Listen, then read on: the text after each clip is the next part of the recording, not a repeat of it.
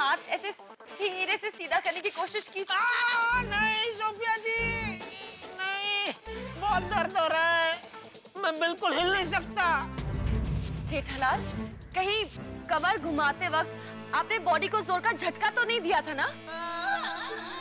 इनको कैसे बताऊं, बबीता जी को देखने में ऐसा हो गया। नहीं देगा। ये जेठालाल एक्सरसाइज करते करते बॉडी को कुछ ज्यादा ही जोर से झटका दे रहा था। चुप के पापा। ओह गॉड, हो ना हो ये जोर के झटके की वजह से जेठालाल के कमर में कैच आ गया है। बेचारे। इसे कहते हैं जोर का झटका जोर से लगना। सॉरी। इसीलिए मैंने बार बार सबको वार्न किया था कि जितना जिससे हो सके उतना ही स्ट्रेच करना। देखो हो गया ना? हाथी भाई जरा देखिए ना टप्पू के पापा को क्या हुआ है, जल्दी प्लीज। हाँ देखता हूँ। हाथी भाई, मैं आपके हाथ जोड़ता हूँ, मेहरबानी करके मेरा हाथ को हाथ मत लगाना प्लीज। हाथ जोड़ता हूँ? मतलब अगर मैं हाथ जोड़ सकता तो हाथ जोड़ता। देखिए जेठा भाई, उसकी कोई जरूरत नहीं है, आप चिंता मत कीजिए, मैं आपके हाथ को हाथ नहीं लगाऊंगा।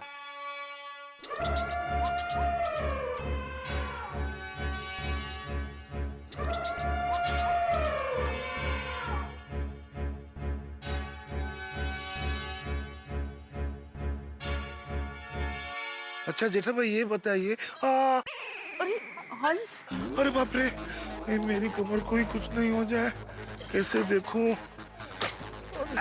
एक मिनट हाथी भाई। हाँ, thank you Abdul, thank you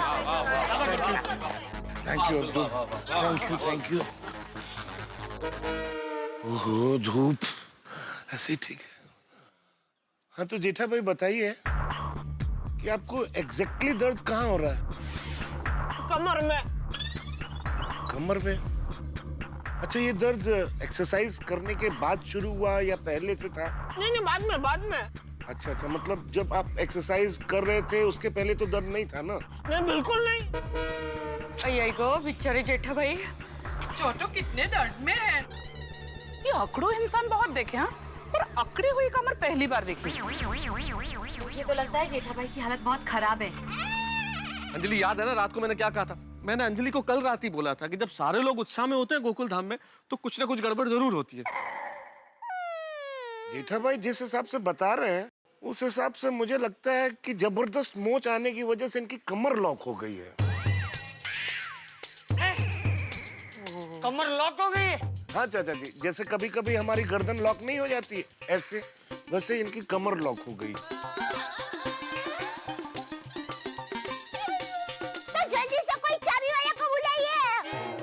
है भाभी, चाबी से कमरे का लॉक खोल सकते हैं, कमर का लॉक कैसे खोल सकते हैं? ब्रेक। दया भाभी, डॉक्टर हाथी वो चाबी वाले हैं। अरे मतलब डॉक्टर हाथी उस कमर का लॉक खोल सकते हैं, यही खोलेगा ना कमर का लॉक, इसलिए। हाथी भाई कुछ कीजिए प्लीज। भाई हाथीड़ा, तू जल्दी से ये जेठिया की कमर का लॉक खोल दे और जल्दी से इसे सीधा कर दे भाई, प्लीज। अरे चाचा जी, ऐसे खड़े खड़े लॉक नहीं खोल सकते। और पहले जेठा भाई को मेरे क्लिनिक ले जाना पड़ेगा, वहाँ फिर उनका एक्सरे निकालना पड़ेगा, फिर मैं एक्सरे देखूंगा, फिर मैं उसके हिसाब से दवाई दे सकता हूँ। तो चलो टप्पू के पापा, जल्दी जल्दी हाथी भाई के घर चलते हैं। चलो। Sophia, I am so sorry, पर मुझे नहीं लगता आज कोई और एक्सरसाइज हो सकती है, तो if you have to go somewhere I think आपको जाना चाहिए। No Babita, I am fine, there is no problem, it's okay. Thank you.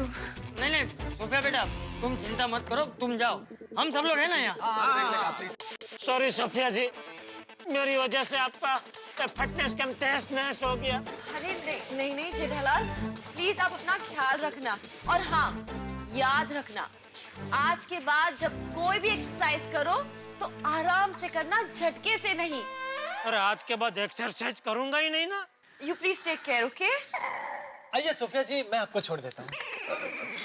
नहीं पोपटलाल, मेरा असिस्टेंट है, मैं उसी के साथ चले जाऊंगी। ओके। आप चिंता मत कीजिए, हम सब लोग हैं। हाँ? Thank you Sophia ji, thank you very much, thank you.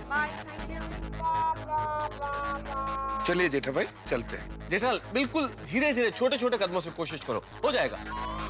अरे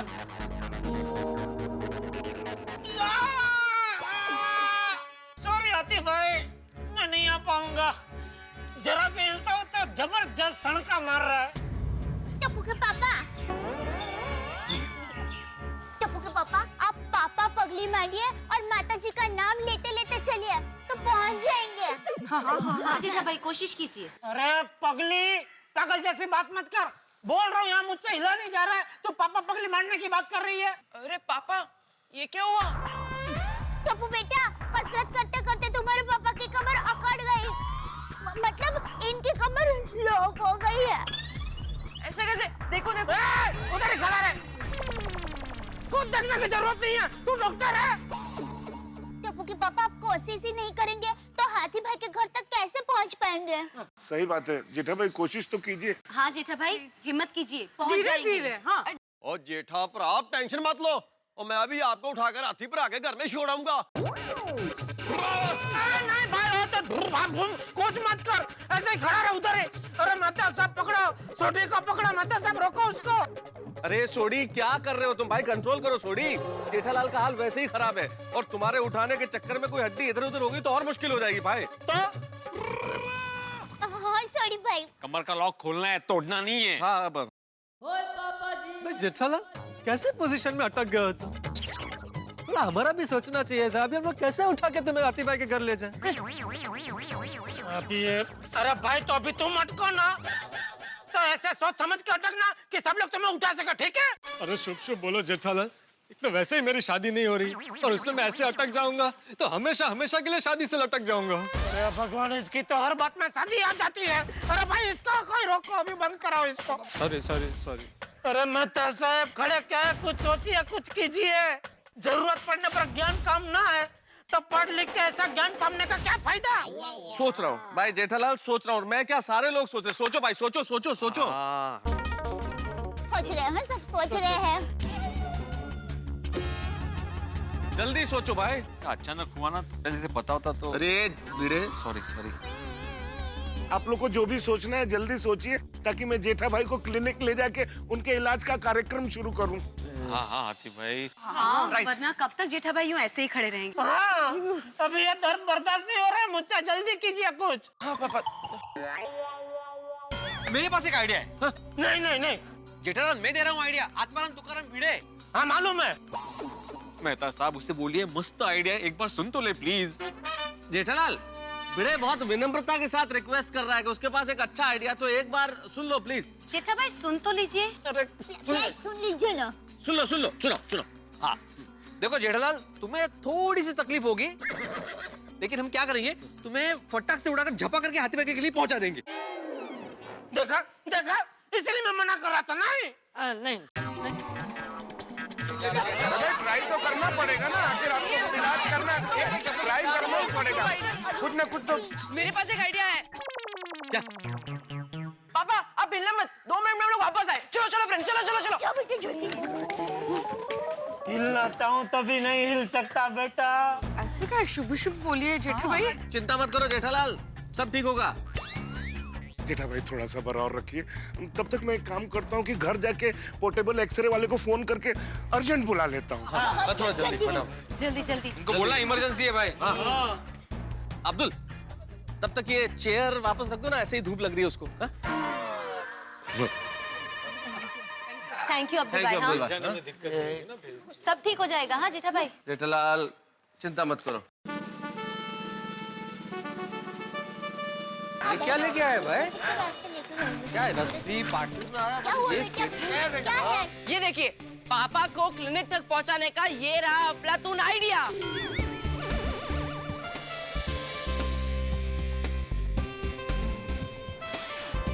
हमें सिर्फ 2 मिनट दीजिए। Come on friend.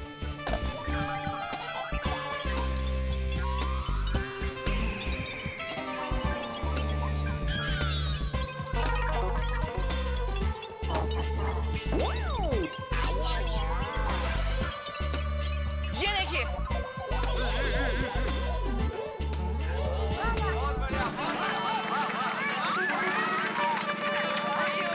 क्या बात है टप्पू, क्या आइडिया लेके आया भाई? ये तो हम बड़ों के दिमाग में भी नहीं आया। बहुत अच्छे टप्पू, बहुत बढ़िया। टप्पू से ना अच्छा आइडिया है। हाँ, कोई ना कोई रास्ता तो निकाल ही लेते हैं। वाह टपड़ा, तूने तो कमाल कर दिया है। थैंक यू दादाजी। देखो टप्पू के पापा, टप्पू ने हाथी भाई के घर तक जाने का रास्ता कितना आसान बना दिया। अरे भाई वो तो बराबर है, लेकिन मैं इसके ऊपर चढ़ूंगा कैसे? जेठालाल जंप मार के चढ़ जाओ। अरे यहाँ चलने के वांदे आप जंप मारने को बोल रहे हैं? बबीता जी यार सही बात है यार भाई, आप क्या बोल रहे हैं? जेठालाल तुम्हें अपने शरीर पे जोर डालने की जरूरत नहीं है। मेरा ख्याल से थोड़ी सी कोशिश करो, आहिस्ता आहिस्ता एक एक करके पैर रखो स्केटबोर्ड पे तो हो जाएगा। जरा सी कोशिश करोगे तो हो जाएगा। अरे मेहता साहब, अगर मैं इस पे चढ़ सकता तो अब तक चढ़ गया होता। ये भी है। तो अब क्या करें भाई, इतना अच्छा आइडिया है लेकिन अब इस पे चढ़ाएं कैसे जेठालाल को? आइडिया वो एक काम करते हैं, जेठा पर जहाँ खड़े हैं उसके आगे खड्डा खोद देते हैं और स्केटबोर्ड को उसके अंदर रख देते हैं। स्केटबोर्ड गेला खड्ड्यात? रोशन सुमो लेट्स। नहीं रोशन भाभी, भिड़े मैं समझ गया सोढ़ी क्या कहना चाह रहा है।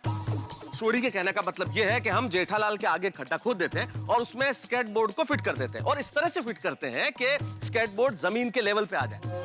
जब स्केटबोर्ड जमीन के लेवल पे आ जाएगा तो फिर जेठालाल को चढ़ने के लिए मेहनत नहीं करनी पड़ेगी, स्केटबोर्ड के ऊपर नहीं चढ़ना पड़ेगा। हम जरा सा उसे खिसकाएंगे, वो स्केटबोर्ड पे आ जाएगा, फिर हम रोल करके ले जाएंगे। दैट्स अ ब्रिलियंट आइडिया सोडी भाई।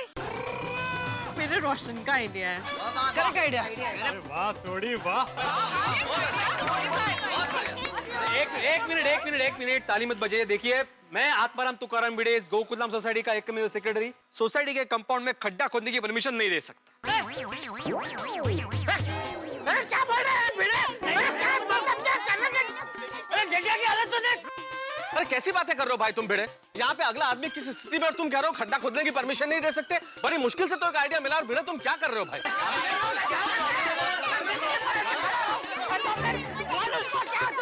मेरी बात मानिए, एक मिनट मेरी बात सुनिए। भिड़े तुम में मानवता नाम की कोई चीज है कि नहीं? मेहता साहब बात मानवता की नहीं है, आत्माराम भिड़े मना नहीं कर रहा है, तो कौन मना कर रहा है? वो मना कर रहा है। कौन वो? मतलब मेरे अंदर जो एकमेव सेक्रेटरी है वो मना कर रहा है। अच्छा एक मिनट, मान लो मैंने परमिशन दे भी दी, लेकिन आप जरा इस कंपाउंड की जमीन को गौर से देखिए। ये कोई आम जमीन नहीं है, ये पेवर ब्लॉक्स है जो एक दूसरे के साथ जुड़े हुए हैं। हमने अगर एक भी पेवर ब्लॉक निकाला तो सारे पेवर ब्लॉक्स निकल जाएंगे और कंपाउंड गंदा दिखेगा।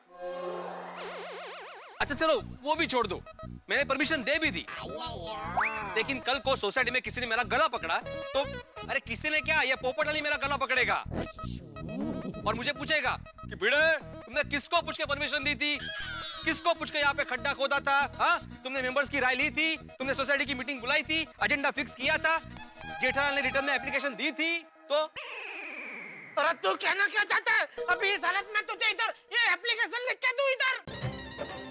हद कर। ला दे ये कागज रख इधर, पेन ला, इधर लिखते हो अभी एप्लीकेशन ला। चल जा। अरे भिड़े यार क्या मसला चल रहा है? किसी आदमी की कमर अटकी हुई और तुम ये सब एप्लीकेशन लेके बैठ गए भाई। भिड़े मास्टर ये सही बात नहीं है, जेठा भाई को बहुत तकलीफ हो रही होगी। माधवी भाभी कहिए ना। आहो सब कुछ सबके सामने तय हो रहा है तो परमिशन दे दीजिए ना। ठीक है दे रहा हूँ परमिशन, लेकिन पोपटलाल मैं सबके सामने परमिशन दे रहा हूँ। बाद में मुझे इस विषय पर कोई विवाद नहीं चाहिए। भिड़े तू कब से मेरे पीछे क्या पड़ गया? मैंने तो अभी तक कुछ बोला ही नहीं। भाई दे दे परमिशन खड्डा खोदने की, मुझे कोई प्रॉब्लम नहीं है। ठीक है काला खड्डा, मतलब स्केटबोर्ड को खड्डे में रखिए। थैंक यू भिड़े। अब्दुल। हाँ मेहता साहब जल्दी से काम कर, कुदाल और फावड़ा लेके आ जा। हाँ, एक मिनट अब्दुल रुकना। मेहता साहब साथ में जलेबी भी मंगाई लीजिए ना।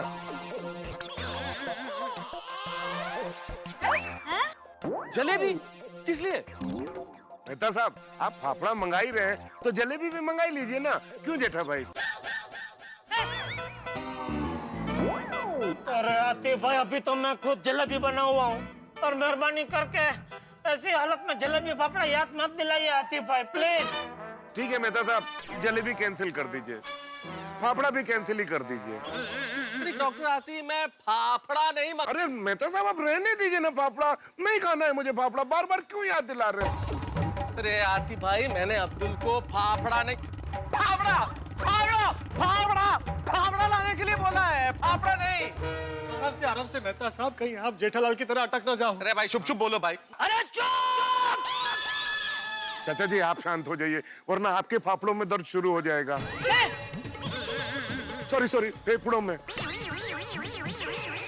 अब्दुल अब फाइनली जा और कुदाल और फावड़ा लेके आ जा। एक मिनट अब्दुल, ये साड़ी के आइडिया में एक बहुत बड़ा टेक्निकल प्रॉब्लम है।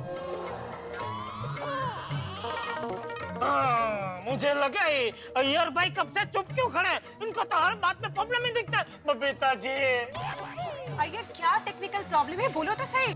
बोलिए। एक मिनट। साड़ी के आइडिया के हिसाब से हमको ये स्केटबोर्ड को खड्डे में रखना पड़ेगा, बराबर? फिर उसके ऊपर जेठालाल चढ़ भी जाएगा, ठीक है? लेकिन फिर हम लोग वो स्केटबोर्ड को खड्डे में से निकालेंगे कैसे? हाँ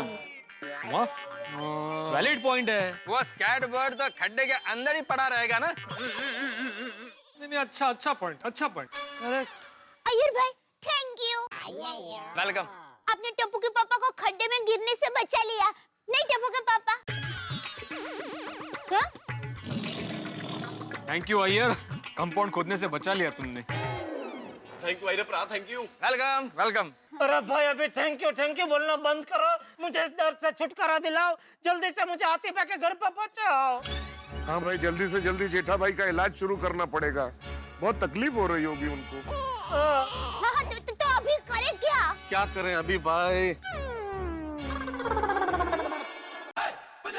एक और आइडिया है। क्या? एक काम करते हैं, खड्डा हाथी पर आगे घर तक खोद देते हैं। वो मेरा कहने का मतलब है नहर जैसा बना देते हैं। हाँ मस्त आइडिया है। आई लव यू पुत्र। अरे सोडी नहर बनाने में तो 5 साल लग जाएंगे। 5 साल? अरे नहर पंचवर्षीय योजना में बनती है ना, इसलिए। आप भी कहाँ उसकी बातों में आ गए मेहता अरे साहब? थोड़ी भाई यहाँ पे खोदना है, पंचवर्षीय योजना चलानी है। अरे दिमाग नहीं चल रहा भाई, क्या करें अभी? सोडी तेरा आइडिया कैंसल। बोलता है भाई नहर बना देंगे, ऐसा होता है। अरे अब बस एक ही रास्ता है। कौन सा बापूजी? जेठे अब थोड़ा सा दर्द सहन कर ले, हिम्मत करके पाटले पे चढ़ जा बेटा। बापूजी अरे कुछ नहीं होगा, मैं हूं ना यहाँ, तू फिक्र मत कर। है? चढ़ जा पाटले पे चढ़ जा। हाँ पापा। कोशिश जेठालाल थोड़ी सी। बापूजी हाँ चलो भाई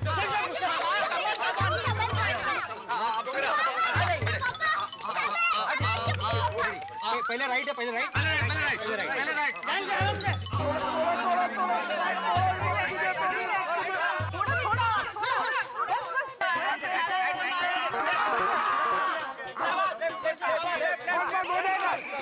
थोड़ी मत।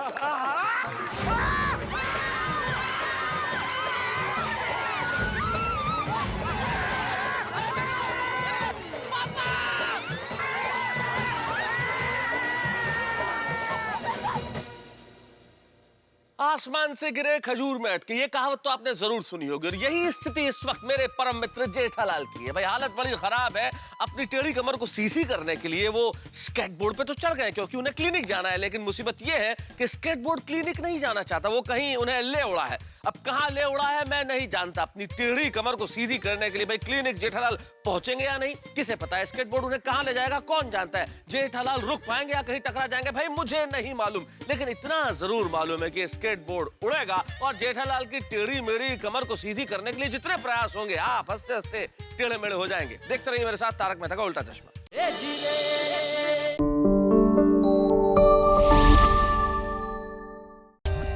For more updates, subscribe to our channel, click the show links and enjoy watching the videos.